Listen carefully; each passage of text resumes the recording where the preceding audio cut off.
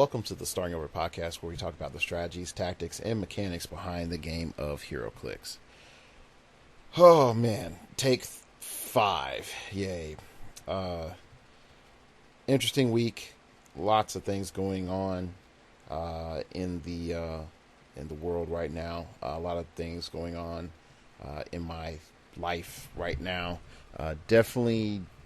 I'm in some transition. I'm also trying to get all the stuff for World Cup just taken care of, so that the next few weeks is nothing but grind, practice, grind, practice, grind, practice.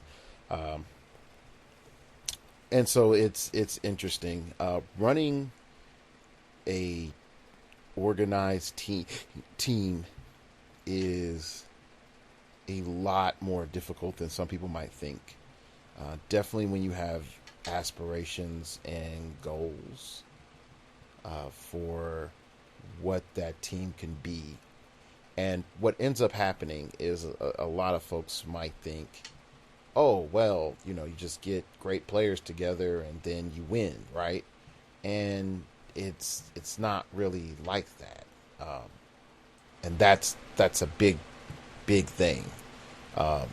Some folks think that automatically, and I just adjusted some volume settings, so if I got louder, that's why. Some people think that if all of a sudden you have a bunch of great players together, then that is what makes great players great. You just get a bunch of good people together, and that's not really how it goes. And definitely when you see situations like that, there is some success, but it's not usually the success you think there is. And so I've had some time to sort of reflect this week.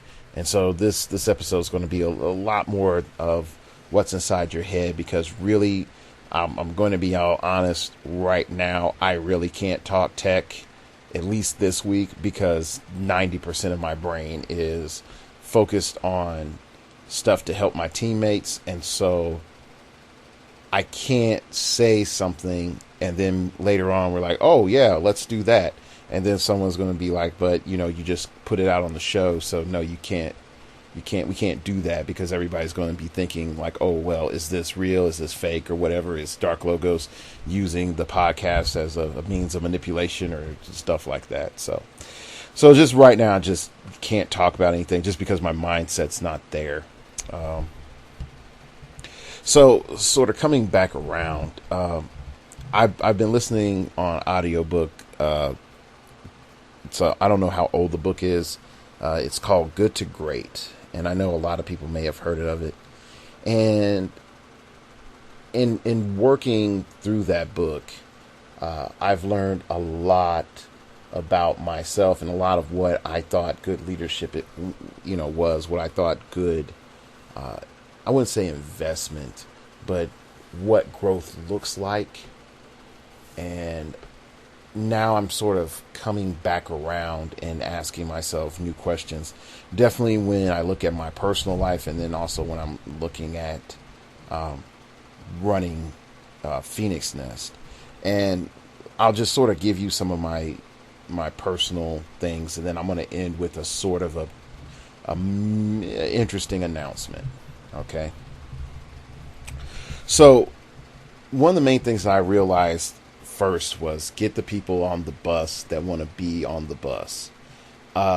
Many times we try to get folks to ride with us because we think they're important, that they're the greatest this or that, that they have the personality to take on the challenge, or they went to Harvard or Yale or Stanford, all these big, huge schools that are real important. And so that makes them important people too, because those schools generate winners.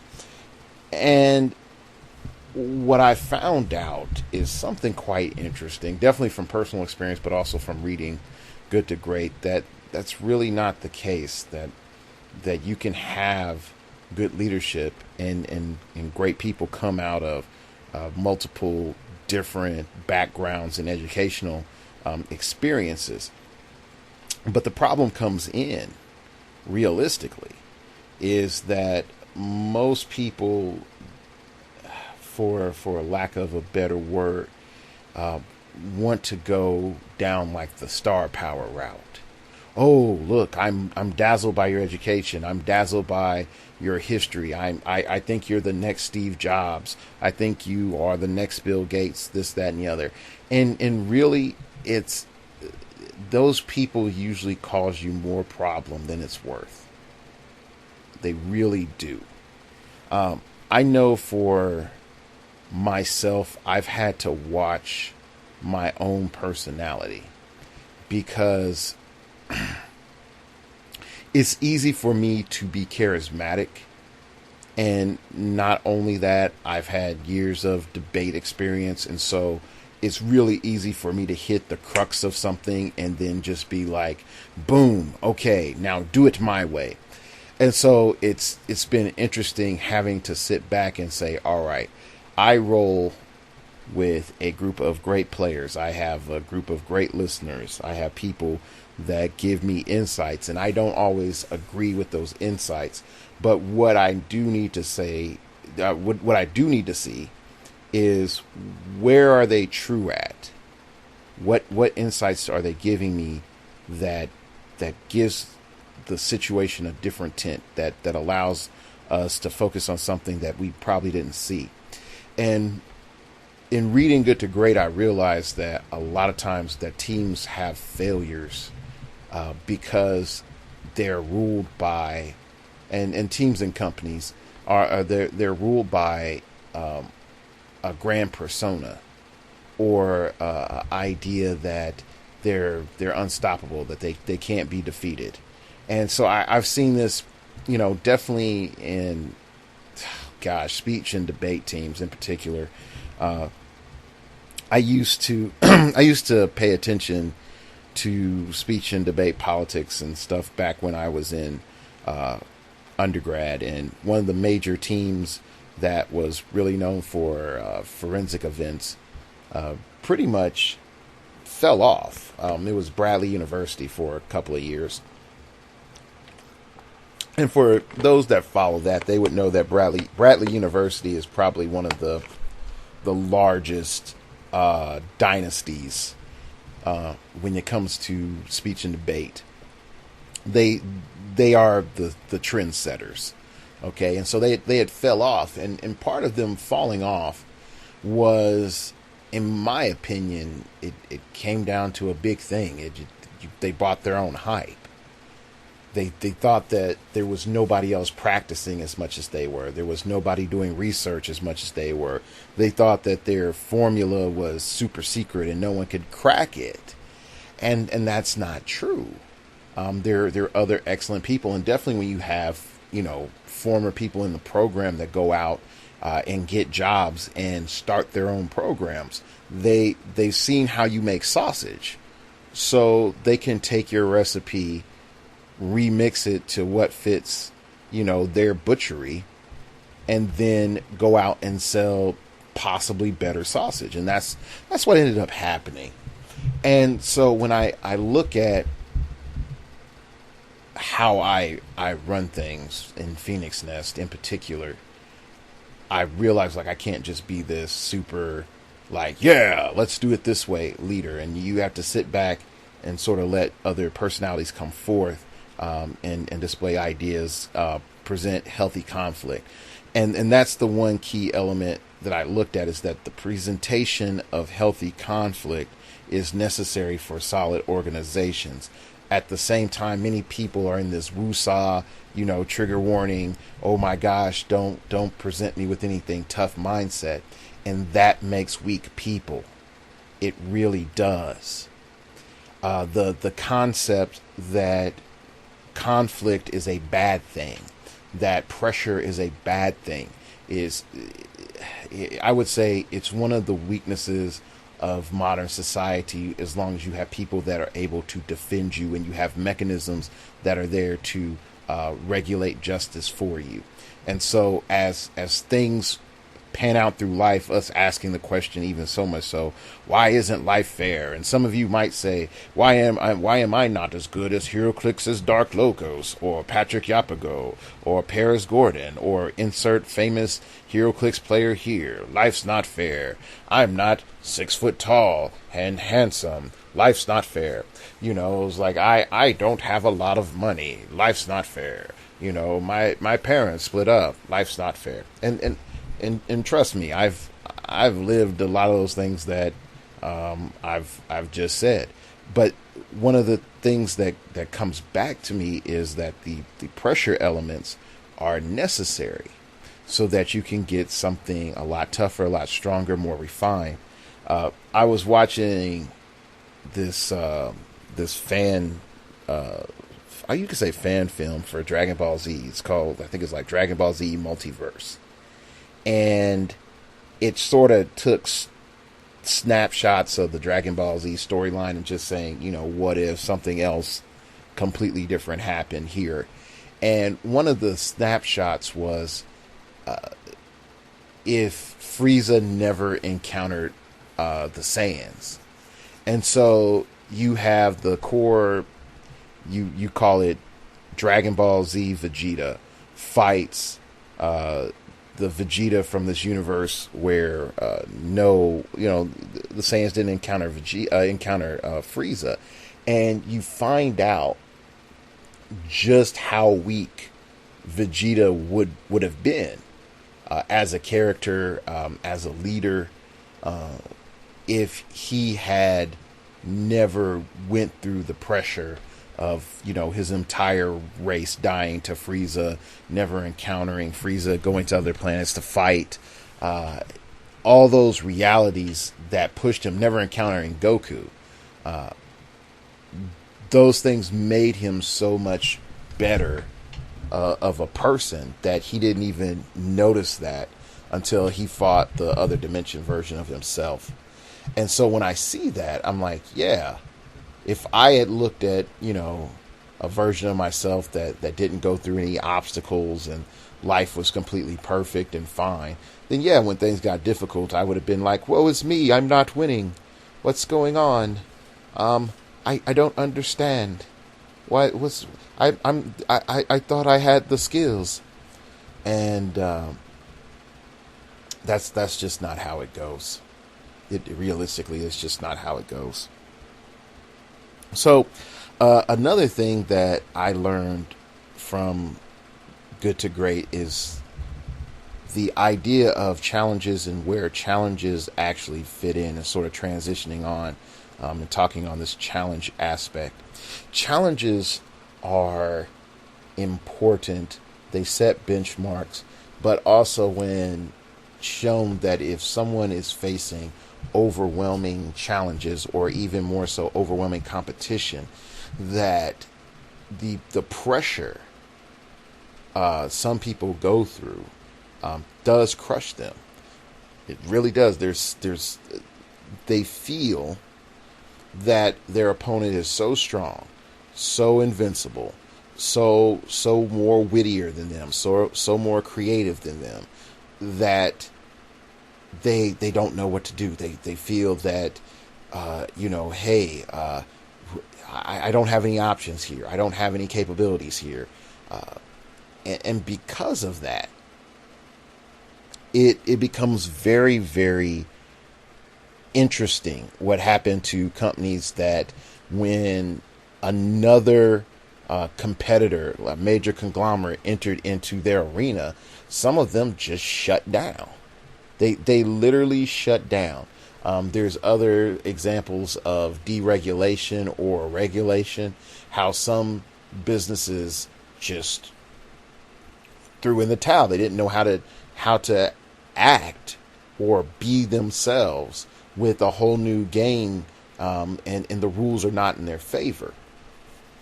And so one thing where I look at as a commentator, I look at some tournaments and I see some names and I see them, at the top on certain tournaments and then at the bottom at other tournaments, or I know that they showed up to some tournaments and then they're just not placing. And I start going back and I look at some names and I start asking myself, okay, what type of conflict, what type of people are you playing against?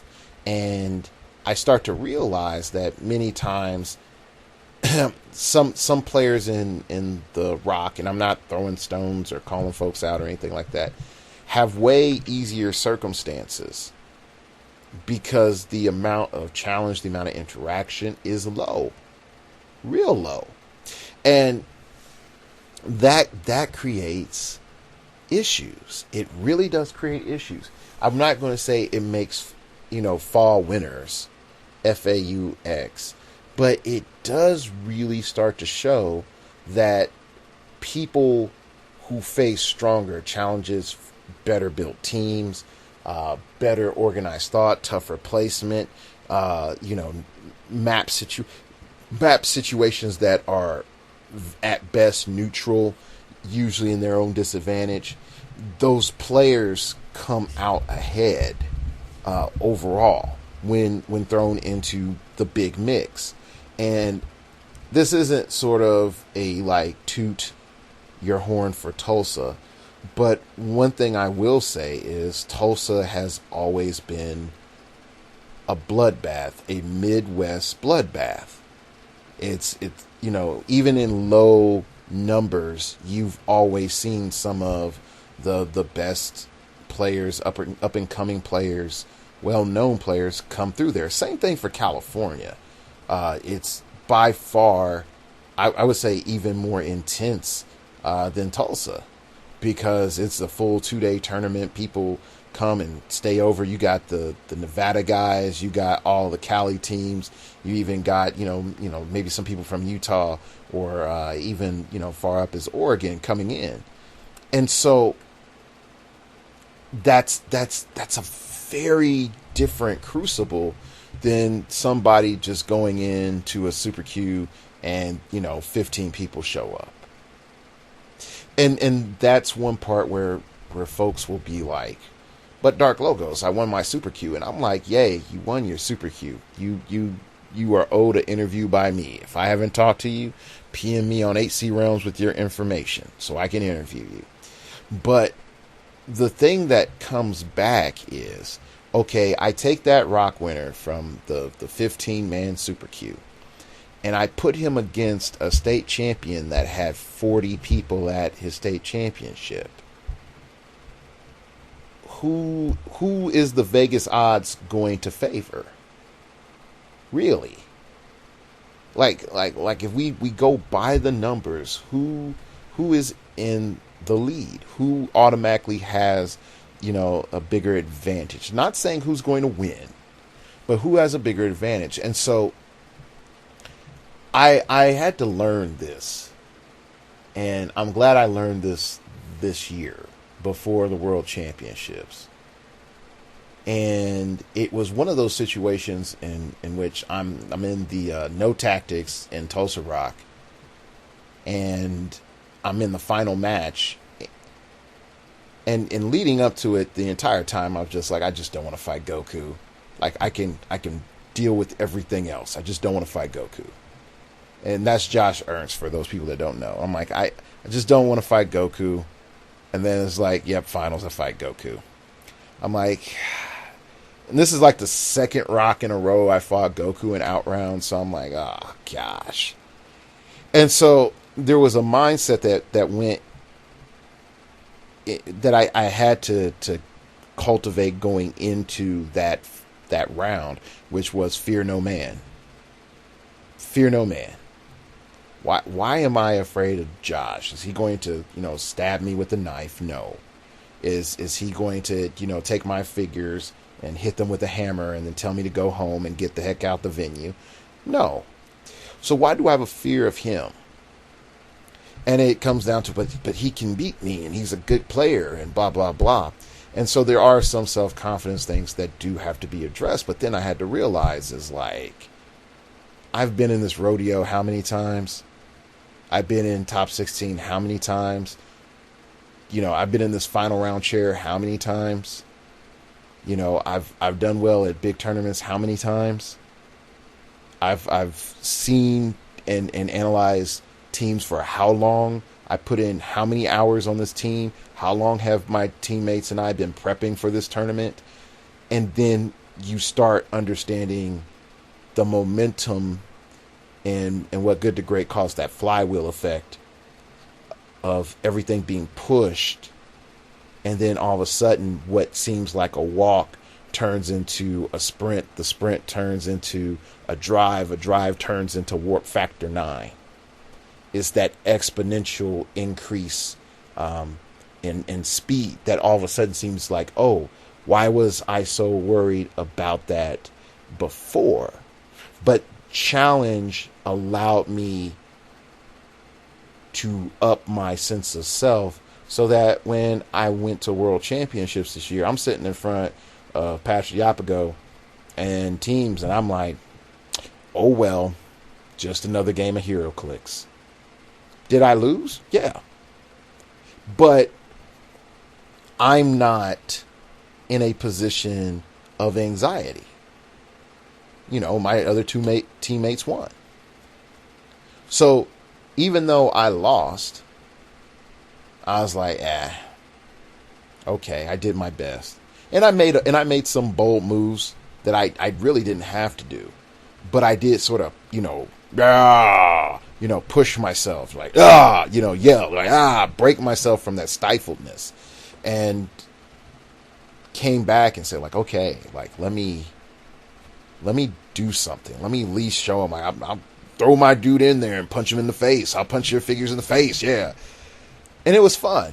And I learned a lot about Patrick's play style just from that one game that I had a nice insight into. And I know a lot of people might say, how do you learn a lot from one game? You learn a lot if you're observant of people and how they play, and the cautious meticulousness of what he does, the counting out of range of everything, of the potential increases that are on the map, keeping track of that, the formation importance due to his offense, the defensive options that he has in play, what his counterattack potential is. Like, these are things that if you're not aware of them, it's really hard for you to see someone do it. But as you're watching and you're looking and you're thinking, you're like, I see. So as I'm climbing up this heroclix mountain, I see, a guy that's been the world champion, a guy that won Team Worlds, a guy that won World Cup. And I realize, you know what? He might be a bit farther down, ahead of me going up this next mountain, but I see him. I see him clearly. He's not a figure off in the distance. I see him clearly.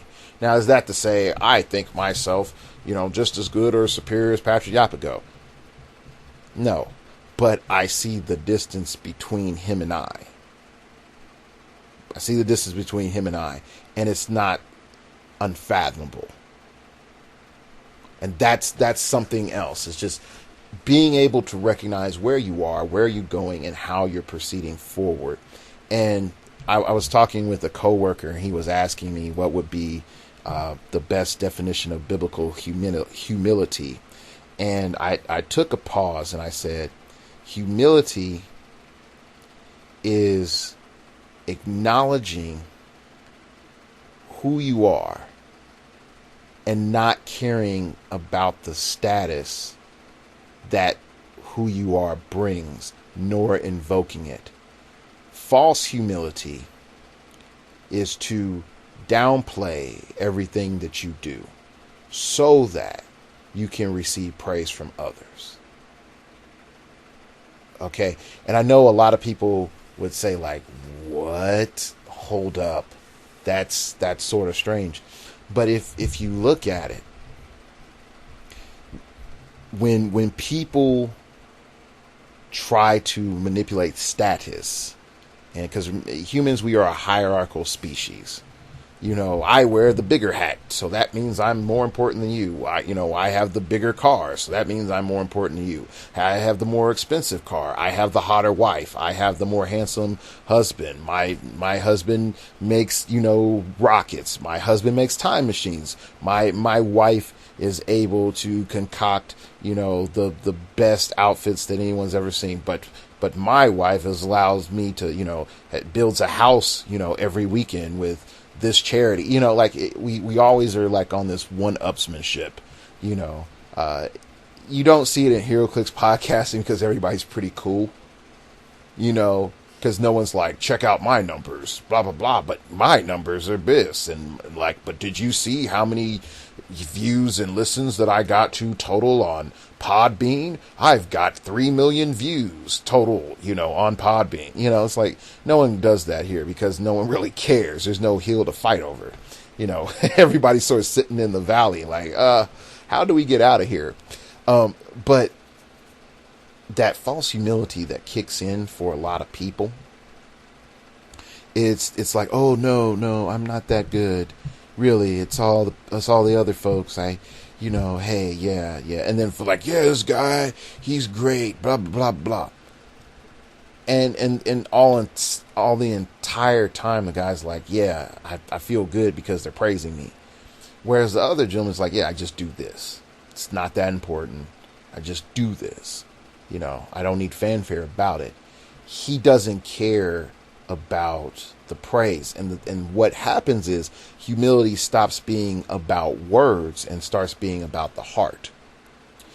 And as I sort of tie in my little sermon back into the show, what happens is folks think that once I've established the right people on the bus, once I've gone through challenges, then I can come through with this form of validation, and so I can have other people validate me, but just to make sure that I don't seem as big head or whatever, I'm going to have this allure or airs of humility. And I think that usually majority of the times people sort of detect that and it's just like, don't deal with this person.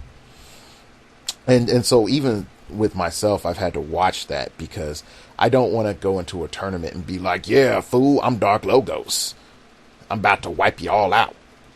At the same time, I don't want to be like, I don't really know what I'm doing. When I fully know what I'm doing, 9 times out of 10, I know what I'm doing. I might take a while to figure out what I'm doing, but I know what I'm doing, So because of that, you start seeing, I would say, the nature of people better, and then how they play out on the stage, and the importance of seeing the character that they are portraying, or their character being seeing their character being portrayed.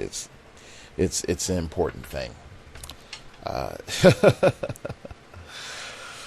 I would definitely say the last thing that I would want to give to you all is something I touched on real briefly, is the flywheel versus the doom cycle.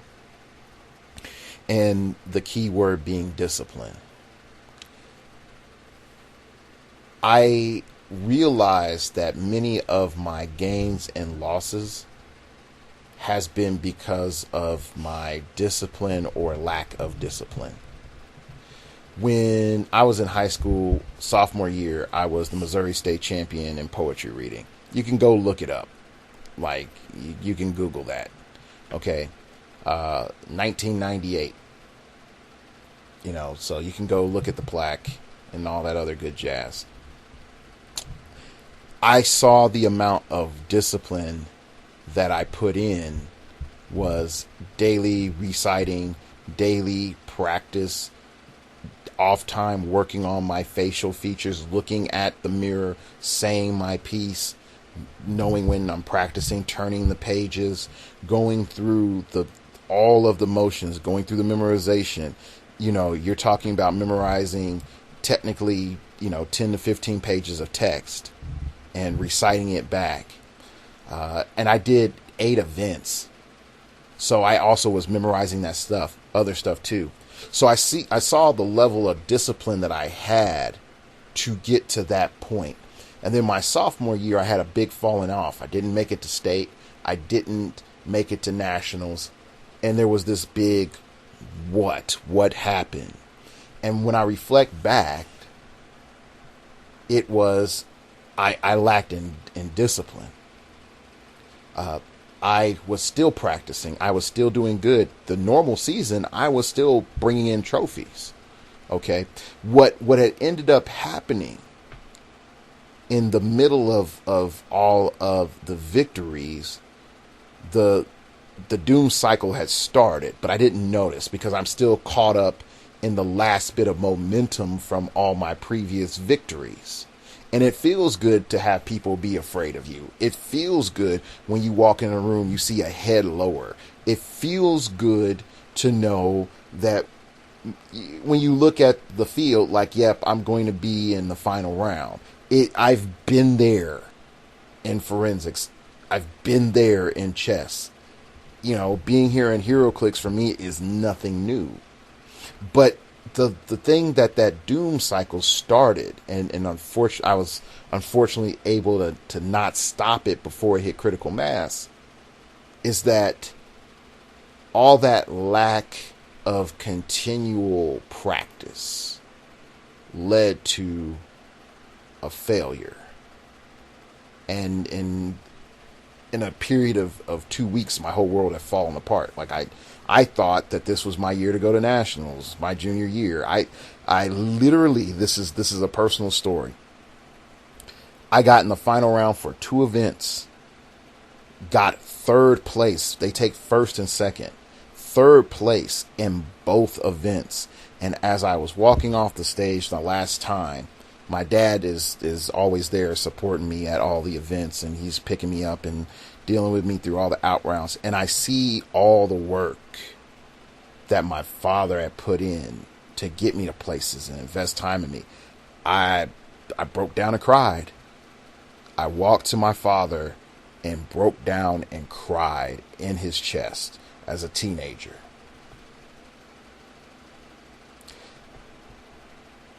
And I felt like I failed him.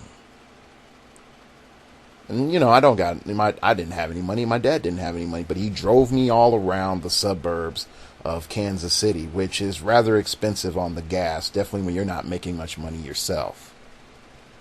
And he invested in me, and I felt like I had let all that investment down. And so my dad's car broke down later on in the year. And he made a sacrifice. The money that he would have spent to get a new car, he sent me to camp. And he said, "This is my investment in you. Do with it what you will. But this is my investment in you because I believe in you." Okay? So I'm at camp working on my oratory. I'm taking notes from the people doing all these other events, and I'm like, okay, I am doing everything that I can because my father believes in me. He has sent me to camp. He sent me to debate camp in the past, and I tried to do my best, and I wasn't the best debater, but I worked. I learned the basics of Lincoln Douglas debate, which is a philosophical debate, while in school, in high school. And he had sacrificed for that before, and he sacrificed again for me to go to forensic camp. So my senior year, I got all my teammates together, and I said, we by far are the best squad in the state of Missouri right now. This is our year. And we proceeded to whoop butt majorly. We were winning a lot of tournaments. And to put it in terms like this, our squad was so effective. There's a school, Blue Springs. Hello, Seth. I know you're listening. That has an insane amount of people that had literally one of the largest forensics teams in the state, because every student is required to do speech and debate. So it's very easy for their squad to sort of stacked the deck just by pure numbers, okay? And we were beating them. We were beating their team very consistently. The records that we set for the number of trophies, the number of team wins, still hasn't been met to this day, and it's 15 years later. And we got everybody on board. It was, you're showing up to practice Monday, you're showing up to practice Wednesday, you're showing up to the tournament Friday, you're showing up to the tournament Saturday, and you're going to take Sunday off and you're starting it again. And oh yeah, Tuesday, Wednesday, I better see you working on your pieces, and Thursday, if you don't have your stuff done, I'm coming for you to make sure that you are done. But most people don't want that level of determination. Most people don't want that level of work. And so most people get a life that's good instead of great. And so when I look at my senior year, we sent 10 students to the national tournament, to the national championships. National Catholic Forensic League, I think we sent 12. And then National Forensic League, we sent 10 or 11. We qualified that many people. Average squad qualifies usually 2 to 3 people. But it's that discipline that took me out of that flywheel of failure out of that doom cycle into the flywheel of success. And so, like, even that year, I was, American Legion Missouri State Champion. So I couldn't go to the actual Missouri. I couldn't do the actual Missouri State Champion qualifications because the national tournament was the same week as state. That sucked. That really sucked because I think I could have been state champion in dramatic interpretation that year. But those are things that when I look back in my life and I was starting, and I'm literally telling you all this, I had immense successes. And I dealt with all of those immense successes, and there's periods where I just lose track of the discipline. And then it all falls apart. And then you start losing yourself of who you are. It's like, man, I don't feel like myself. I feel like some loser dude that deserves to live inside of a gutter somewhere. And that can eat at you. It can destroy you. I dealt with that, and definitely when you deal with petty people that have their own hurts, and the only time they don't feel their stupid little pains is by eating away at you, by hiding your stuff, by stealing your things, by mocking you. And I've dealt with that. Oh, I've lived that. And so just wrapping everything up, I see now with the highest heights I've got in life, there's been discipline. Discipline isn't one of those things where I just work and I feel pain and then I go to sleep and then I go get up and then I feel more pain. I think that's the most horrendous view of discipline possible. Or discipline stops you from having fun. No, discipline allows you to say no to all the things that will destroy you, all the things that will distract you, all the things that tell you that the path is wide and that you can do anything.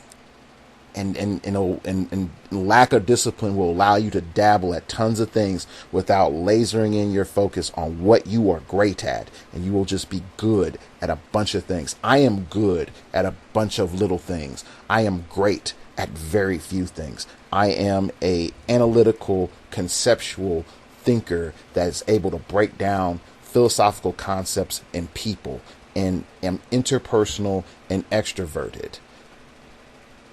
I am not just a drone. I do very poorly at work that is not intellectual. or doesn't require me to solve problems. I have a very good job currently. I do not have a great job.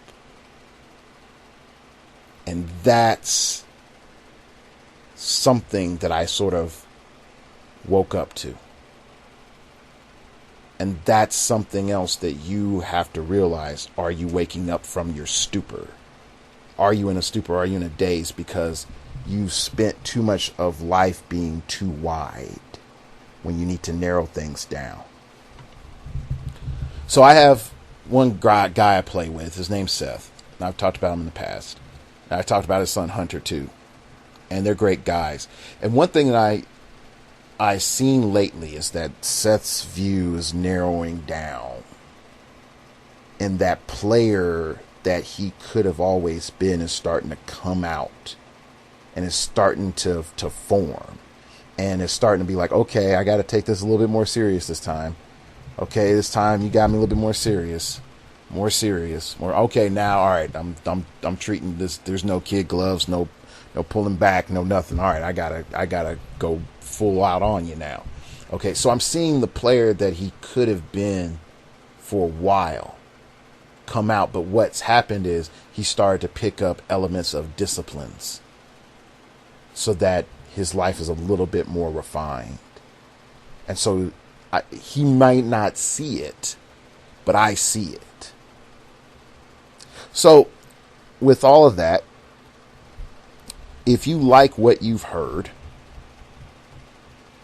I issue an open invitation. This probably hasn't been done in heroclix at all. If you want to be part of Phoenix Nest, and you have 5 hours every single week at minimum to work on heroclix, and you are willing to travel, to go to Rocks, and go to at least World Cup or World Championship every year, you might have a place here on Phoenix Nest. You will undergo mentoring and training, and you won't even be a full member for probably about a year. But if you go through the disciplines, you will be a better player. If you don't want to go to Rocks, you don't want to go to the World Championship, you don't want to go to Rock World Cup, please don't apply, because I will waste your time in your life. And your life and your time is more important than anything else. But if you're like Dark Logos, I have the economic ability to go to World Cup. I have the economic ability to go to World Championships. I want to spend 5 hours a week, every week, working with somebody on the team, mentoring me, making me a better player. I'm going to be going to lots of Rocks, at least 3 a year. That's what I'm down for. I'm probably only going to pick up 1 or 2 people at max, if anyone. So just applying, there's no guarantee that you're going to get in. Just a FYI.